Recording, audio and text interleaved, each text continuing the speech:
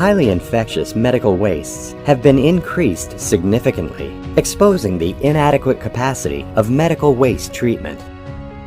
Medical waste include the significant increase in healthcare personnel and the wide use of personal protective equipment, such as masks, protective suits, etc.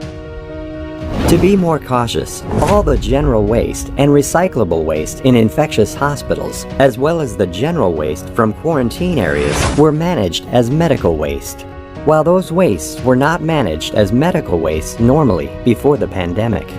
The increased amount of medical waste caused large piles in and surrounding of hospitals.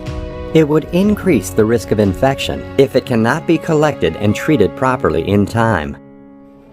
As the main manufacturers of medical waste autoclave in China, we are asked about the advice of medical waste disposal during COVID-19 outbreak.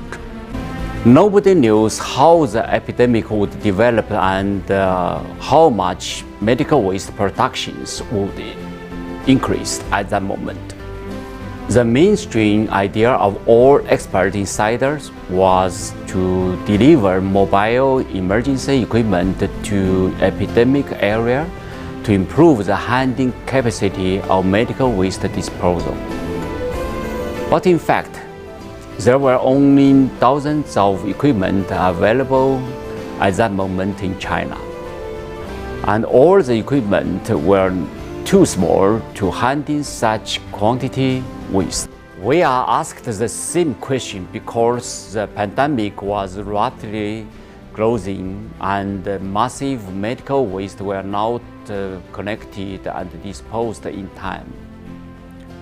Wuhan government and the Ministry of Ecology and the Environment of China had asked the CCP provide impactful solution as soon as possible. Giant was the only supplier who is able to undertake this task in China at that moment. Meanwhile, we will work together with all of our partners worldwide to improve our technologies and capabilities to convert all the medical waste